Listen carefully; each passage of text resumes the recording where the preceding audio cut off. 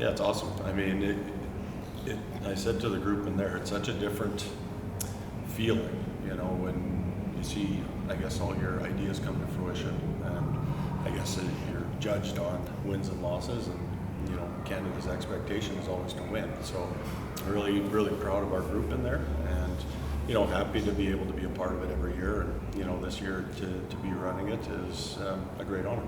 What made this group so special and the way they came together the last 10 days or so?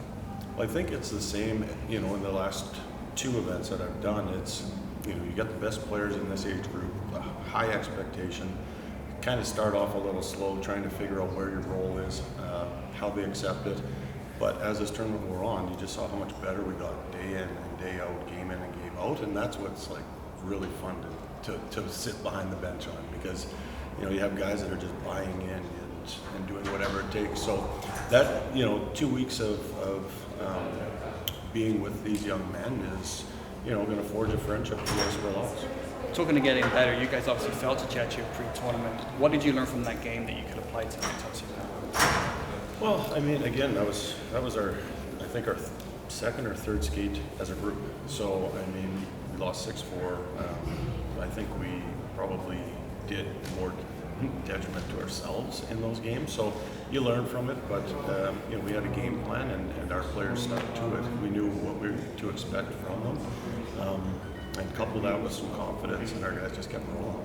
Those players came in here knowing that they were going to try to win gold in their home country, but for a lot of them it's also their NHL draft year, and they know just how many scouts are here talking about them. How did you see them handle that pressure behind the scenes?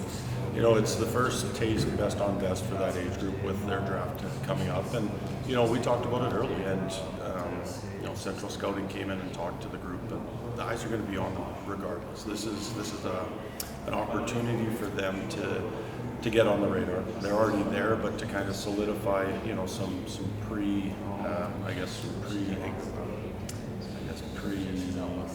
or A, B, and C. But all the scouts are here, all the general managers are here, so they handled it well. I think that there were some ebbs and flows in our game for sure. Some guys you could tell were a little more nervous, but that comes with the territory. And fortunate, being a part of the CHL allows us to deal with these players often, and not necessarily from the OHL or Q, but our Western Hockey League guys. You're coaching high-profile players all the time, so being able to handle it and deal with it is just part of the job, and that's what we were able to do here. But they did very well.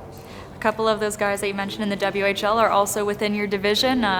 Feeling a little dread facing them day in, day out this season with Rushny and Schmidt? Well, you know what? The players aren't the issue with me. It's the Cam's goalie coach and Dan DePalma, and that connection. That's that's my biggest thing. No, so I think that Resch and Schmidt are both really good players. We saw them a lot last year as 16-year-olds, and they're going to be really, really hard to handle. But hopefully they'll take it easy on our team just because of the bond that we have together. But I highly doubt it. So no, it'll be fun to watch them mature throughout the season. Can you tell us about your lucky socks? Yeah, no, just something that my wife and daughters bought for me.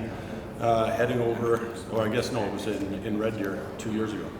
Just Canadian socks that I only bring out if we're playing for gold. And fortunate, I've got to wear them 3 times, and pretty lucky. What makes Gavin McKenna just for those who haven't had a chance to come and see that?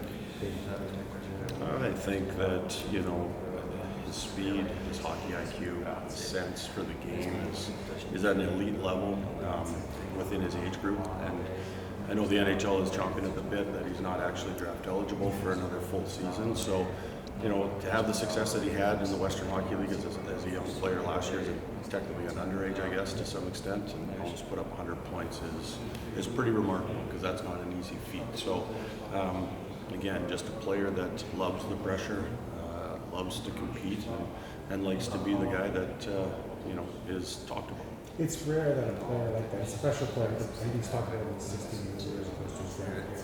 Watch out, this guy is serious. He seems to be able to handle it. Yeah, I mean, I think this tournament was the first time, to be honest, where he was the guy, right? If you were in the Worlds, he had 14 returning players from the Hlinka, he could play a little bit, sheltered, but still did extremely well. But to this tournament, it was all about Gavin McKenna, and I think he handled it well. But I think he'd be the first to tell you that it's not easy, and that just comes with the territory, and it's something that he's going to get used to. And this is just a small piece of his really good journey that he's going to be on. That's right. Just his leadership of bringing things and just you can tell about him how much you know about him coming in. I didn't know a lot about a lot of these players, to be honest, but Matthew Schaefer, besides the on-ice player, is his character, his leadership off the ice is something that you don't see very often in that age group. And for a lot of players within the teams that I've coached, outgoing, inclusive, serious, empathetic. It's crazy. It's just the stuff that he's had to go through has made him have to mature a lot quicker than most young men. But at the same time, he is a hell of a competitor and a really, really good player. So, I mean, that's a full package. He's going to be fun to watch.